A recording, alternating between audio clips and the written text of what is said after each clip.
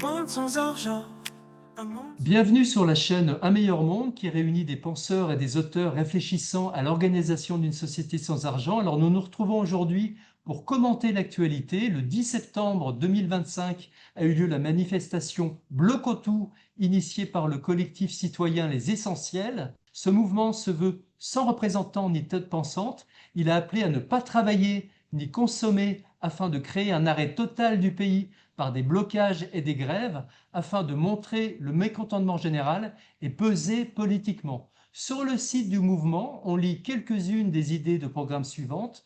Réduction immédiate du prix des biens essentiels au niveau le plus bas, puis blocage dans le temps. Suppression totale de la TVA sur les produits locaux. Le mouvement exige un référendum d'initiative citoyenne pour que le peuple puisse proposer et voter directement des lois, ainsi qu'une plateforme nationale de débat citoyen permettant à chacun de débattre et de voter sur les grands sujets de société, une hausse de 150 à 300 euros par mois pour chaque salarié. Il propose aussi le retour à une monnaie citoyenne gérée uniquement par la France avec la mise en place d'un plan d'épargne finançant la dette publique française qui est aujourd'hui de 3 400 milliards d'euros, soit 112% du PNB. Donc quel est votre regard sur cette manifestation Bloquons tout et que pensez-vous de ce mouvement? François, justement, toi, tu étais à Montpellier, tu as passé la journée du 10 septembre avec eux. Comment s'est passée la journée, toi qui étais sur le terrain? Alors, c'était très marrant. Ça s'est bien passé, à part que ils ont suivi le modèle capitaliste centralisé. Il y a un petit groupe qui est arrivé très tôt, avec fanfare et tout ce qu'il faut, et mégaphone, et qui sont mis au milieu de la place. Et donc, les gens, en arrivant, ils se sont agglutinés autour. Ce qui fait qu'au bout d'un moment, il y avait tellement de monde que plus personne ne voyait ce qui se passait au milieu. On entendait de temps en temps des applaudissements, des cris, etc. Mais on ne comprenait rien. Hein. Au lieu de s'étaler, hein, d'occuper plusieurs places qui auraient pu nous permettre de passer de l'un à l'autre, de discuter. Voilà. Il y avait un petit groupe, un petit noyau centralisé, hein, un espèce d'état de manifestants, et autour le peuple qui désespérément essayait de comprendre ce qui se passe. Voilà. Et malheureusement, dès 4 heures de l'après-midi, les flics sont arrivés avec canon à eau, lacrymo, matraque, enfin tout comme d'habitude. Ils ont cassé du militant. Voilà, y compris des jeunes qui bloquaient leur lycée. Alors, c'est visiblement ils avaient carte blanche quoi, pour taper sur n'importe qui. Hein. Voilà. C'est Quelqu'un un peu souhaite dommage. prendre la suite par rapport à ce mouvement Bloquons tout? Thierry, s'il te plaît. Ouais, ce qui me touche particulièrement dans tous ces mouvements, c'est plusieurs choses. Déjà, ils montrent la défiance envers les politiques et le système actuel. Euh, ils montrent aussi, ils touchent du doigt le fait que les humains ont besoin de nouveau d'horizontalisation dans les débats collectifs et de reprendre donc en main leur destinée. Finalement, reprendre en main notre part de souveraineté, en fait. C'est-à-dire de passer d'une citoyenneté qui serait, on va dire, verticale hein, et normative, on est les sujets d'un État, à une citoyenneté qui serait horizontale, interactive, avec des débats, et ce qui est demandé aussi par les référendums. Et la troisième chose qui me touche aussi, hein, c'est de revenir à l'essentiel, aux essentiels, et c'est ce qu'on a évoqué sur la table ronde, entre autres, précédente, hein, c'est-à-dire ces besoins essentiels que le vivant et l'être humain en particulier a besoin de satisfaire et qui finalement passe au-dessus de toute logique marchande ou devrait passer au-dessus de toute logique marchande si on souhaite avoir finalement un monde bienveillant, en bonne santé et puis durable. Donc voilà, moi ce sont ces éléments qui me touchent particulièrement. Et aussi, qu'on soit pour ou contre, ce qui me touche, c'est l'effervescence sociale que ça procure. C'est-à-dire que là, on est de nouveau ensemble. J'entends des fois des gens qui disent, ouais, soi-disant, ils sont malheureux, mais ils n'arrêtent pas de faire la fête. Mais ce sont des moments encore presque sacrés où, comme disait Durkheim, hein, voilà, on a besoin, ça recrée du lien. ça recrée du lien. On voit qu'il y a des gens comme nous, on partage les problématiques, on partage aussi nos joies, et ça, c'est quelque chose aussi qui est fondamental pour faire société, en fait. Voilà. Voilà, quelqu'un souhaite prendre la suite? Eric, s'il te plaît? Oui. Euh, je voudrais déjà un mot, c'est que les revendications dont tu as parlé, Yann, je ne les avais pas entendues. Hein, c'est bizarre, pour moi, c'était juste par rapport aux 2 jours fériés qui supprimaient, par rapport au mécontentement par rapport au gouvernement. Mais je suis heureux d'entendre qu'il y avait des revendications comme par exemple la mise en place du référendum d'initiative citoyenne ou la plateforme pour pouvoir discuter ensemble. En tout cas, mais je pense que ça suffit pas. C'est bien d'avoir des revendications parce qu'il faut se battre pour quelque chose et pas seulement contre. Mais si on regarde des références historiques comme la Commune de Paris ou l'insurrection zapatiste, on voit qu'il y avait 2 composantes importantes. Il y avait déjà un mouvement politique organisé à Paris en 1871. Avant la commune, il y avait déjà des gens qui s'organisaient et qui avaient proposé de monter une commune en janvier. C'est ce qu'on appelle la fiche rouge. Les zapatistes ils se préparaient depuis 10 ans et les 2 ont profité d'une insurrection populaire. Donc, il faut vraiment qu'il y ait des politiques et une insurrection populaire pour que ça marche. C'est pareil à la Révolution française, hein. C'est la révolution des Lumières, mais s'il n'y avait pas eu effectivement l'insurrection populaire, il n'y aurait jamais rien eu qui se serait passé. Donc, je pense que, comme a dit aussi Janet Bill, l'épouse de Murray Bookchin, il faut que les révolutionnaires se préparent avant l'insurrection en créant des liens, en créant des plateformes de discussion. Cette plateforme dont tu as parlé, il ne faut pas l'attendre du gouvernement, il faut la faire nous-mêmes, de façon à pouvoir politiser le peuple et ensuite seulement profiter d'une insurrection pour faire la révolution. Voilà, donc je pense qu'il manque ça encore. Il manque vraiment. Là, j'étais, moi, le 10 septembre, j'étais en grève. Je suis allé à la porte de Montreuil, il y avait un blocage. C'était assez désorganisé. Ils ont fait une assemblée le soir. C'était aussi assez désorganisé. On ne peut pas s'organiser dans l'insurrection. Il faut s'organiser avant. Et je pense que ça manque ça encore. Voilà ce que j'avais à dire. Et je dois y aller aussi. Hein. Voilà. Merci Eric. Quelqu'un souhaite ajouter quelque Je dis au revoir. chose sur le mouvement Bloc en tout? Au revoir Eric. Voilà, Guillaume, c'est à toi. Ouais. Alors, ce mouvement, il est très similaire à d'autres mouvements qu'il y a pu y avoir auparavant. On pense tous aux Gilets jaunes. Donc, on est ici sur du politique pur, hein. C'est du social, évidemment. Mais ce mouvement, c'est juste un énième épiphénomène d'un système de gouvernance malade de sa corruption. Et l'exaspération, elle vient du fait qu'il est parfois évident, alors qu'ils font de gros efforts pour le planquer, que nous ne sommes pas en démocratie. Et ce sera un débat qu'on pourra avoir, mais toute personne qui vient me dire que nous sommes en démocratie, je serai très content d'en parler. On se trompe sur les mots, et on ne peut pas être, par exemple, dans une guerre amicale. De la même manière, on ne peut pas être dans une démocratie représentative. Ça n'existe pas. Ce que l'on a aujourd'hui, c'est un faux-né.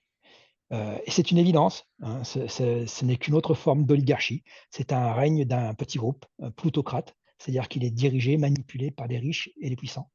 C'est une évidence là encore, il n'y a qu'à voir qui c'est qui achète les médias. Ces forces financières, elles manipulent les pions. Alors, le pion Macron, par exemple, demain vous n'aurez plus Macron, vous en aurez un autre, ça pareil, ne vous inquiétez pas. Et les opinions, pour que surtout rien ne change. Donc les gens le sentent intuitivement, hein, ils ne sont pas bêtes, et donc ne sont pas contents. Mais attention, parce que malgré tout, les gens sont bien intentionnés, ils se rassemblent, ils veulent faire les choses du mieux possible, mais la manipulation, elle est subtile, et on ne peut pas l'exclure. Que même les mouvements sociaux composés de gens honnêtes soient en coulisses utilisés par les puissants pour donner le change et être un exutoire à notre impatience, il faut rester méfiant et se dire que la récupération, la manipulation, la corruption est omniprésente, toujours. Ne croyez pas le contraire, parce que c'est le cas. Et quand on parlait des médias qui parlaient du 10 septembre, ça n'est qu'un indice parmi d'autres. On peut se poser des questions et avoir des réponses, c'est difficile. Mais je pense qu'il est sain de se rebeller et de manifester. Je l'ai fait moi-même. Mais je pense aussi que, comme je viens de le dire, tout est manipulable très facilement. Alors, qu'est-ce qu'il nous reste? Ce que l'on fait là aujourd'hui. Ce qu'ont fait les peuples depuis la nuit des temps, c'est-à-dire discuter, débattre, s'abstenir de jouer au jeu perfide de l'élection. Il n'y a pas de sauveur à élire, hein, il n'y en aura pas. Et il faut se rencontrer et apprendre les uns des autres. Ne pas faire confiance à la révolution, parce que des révolutions, il y en a déjà eu, et je suis désolé, mais ça va pas changer grand-chose au final pour le petit peuple, ça a toujours été la même merde. Mais il faut favoriser l'évolution, celle qui peut-être provoquera un changement après nous. On est tous impatients, hein, mais il ne faut pas l'être. Mettre le feu, se heurter à la police, je peux le comprendre. La colère, la frustration, l'envie d'en découdre, c'est même eux qui cherchent. On est d'accord, on les voit en 4K sur les écrans, mais il faut faire attention à ça. Il faut se montrer obstiné dans notre abstention de participer à la mascarade, dans notre volonté de trouver autre chose, le réclamer haut et fort. Moi, je réclame le tirage au sort à la plage de l'élection, la démocratie directe, le RIC en toute matière. Il faut écouter des gens comme Étienne Chouard, ou alors moins radical, mais très pertinent, un mec comme François Asselineau. Je ne fais que donner des coups personnels, hein. Mais on peut aussi aller plus loin, lire les anciens comme Marat, comme La Boétie, ou encore plus anciens comme Démosthène, avec un ouvrage qui n'est pas écrit par lui, mais qui est repris de choses que l'on sait, qui s'appelle La démocratie athénienne à l'époque de Démosthène. Passionnant. Il faut forger une conscience politique. C'est bien de manifester, mais c'est certainement pas suffisant, parce qu'encore une fois, on va se faire manipuler, et ça a déjà eu le cas. Méfions-nous fortement de ceux qui veulent aller trop vite en mettant le feu au ministère. Méfions-nous du coup d'État. C'est déjà arrivé, ça ne nous a pas servi. Donc d'accord pour manifester haut et fort, souvent. Il faut dire qu'on n'est pas content, mais il faut se méfier des révolutions et de leur violence, parce qu'elles sont presque toujours manipulées, récupérées et corrompues. Voilà, c'était ce que j'avais à en dire sur ce mouvement-là. Voilà, Benjamin, tu souhaites ajouter quelque chose?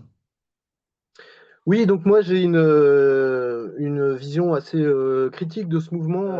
Déjà sur le plan des objectifs, dans la mesure où on réfléchit à la question de sortir par exemple le travail du salariat. Moi, quand j'entends une augmentation des salaires, ça me parle pas. Enfin, je pense qu'il faudrait aller beaucoup plus loin et si on veut vraiment aller vers une révolution, et ça je suis d'accord, bien que sur les moyens, pour moi la méthode soit si possible non violente. Voilà, on peut pas, c'est pas des thèmes qui vont me parler personnellement. De la même manière, la question d'une monnaie citoyenne ou d'une monnaie locale, à quoi bon? Enfin, moi, je pense qu'il faut au contraire se passer de la monnaie, tout simplement. Enfin, arriver à progressivement à se débarrasser de ce truc qui sert à rien. Non, mais pour être pareil pour la TVA, enfin, je n'ai pas d'avis là-dessus, mais je préfère, tant qu'à faire, qu'on limite ou qu'on supprime, si possible, l'impôt. Voilà, donc voilà, je me retrouve pas du tout sur les objectifs. Et après, sur la tactique, bon, c'est vrai que ce genre de mouvement, ça fait des mois depuis que je suis petit que j'en vois. Enfin, il se passe rien. Enfin, ça peut avoir un impact sur le moment, mais on sent que ça sert effectivement surtout des intérêts politiciens, des intérêts de groupes idéologiques déjà bien constitués, des appareils. Et donc c'est difficile. Alors il y a peut-être eu l'exception des Gilets jaunes qui a un peu sorti à un moment donné de ces logiques politiciennes mais bon, avec toutes ces limites. Voilà, donc je pense que sur les méthodes, sur la tactique à employer sur le plan pratique, il y a des choses, à mon avis, beaucoup plus efficaces. Et je dirais que d'une manière générale, ce qu'il faudrait, c'est arriver à refuser un peu ce que disait Gandhi, c'est-à-dire refuser de coopérer avec le système marchand. Voilà, être dans une démarche de refus de l'achat. Voilà, tous ces types de. Voilà, bon, aussi, ça peut être des actions plus constructives, la mise en place d'espaces de gratuité, des choses comme ça. Donc, je pense que, voilà, à mon avis, ce mouvement se fourvoie, encore une fois, et il n'y a pas de réflexion de fond, on va dire, sur pourquoi on travaille dans ce contexte marchand. Et moi, j'attends ce genre de réflexion. C'est pour ça que je trouve que c'est très intéressant ce qu'on fait en ce moment, parce que c'est ça qui va faire progresser les choses vers une société meilleure, petit à petit, quoi. Merci, Benjamin. Quelqu'un souhaite ajouter quelque chose très très rapidement ou on conclut? Oui, très rapidement. Jean-François? Très rapidement, ce que disait Benjamin, c'est tout à fait vrai, mais quels moyens ont les gens de comprendre que le problème, c'est la monnaie, que c'est le centralisme, le manque, la fausse démocratie qu'on nous a imposée. Pour qu'ils le comprennent, il faut qu'on aille les voir et qu'on leur explique. Voilà. C'est pour ça qu'à mon avis, il faut y participer. Il faut y participer, ne serait-ce que pour leur poser des questions, les faire réfléchir sur le pouvoir d'achat. Ça veut dire quoi, se battre pour le pouvoir d'achat? Voilà. Pour être plus consommateur. Hein, mais si on n'y va pas, hein, et vu l'audience qu'on a dans les médias, ils ne sont pas prêts d'entendre ce genre de discours. Donc, ils ne sont pas prêts de pouvoir y réfléchir. Et pour nous, c'est une occasion. Voilà. Ça se défend très bien, effectivement. Oui. Cette rencontre consacrée à l'actualité s'achève sur ces réflexions et nous nous retrouverons très prochainement. À bientôt. Un monde sans argent, un monde sans misère, un monde où les gens sont tous frères. Un monde sans argent, un monde sans misère, un monde où les gens sont tous frères.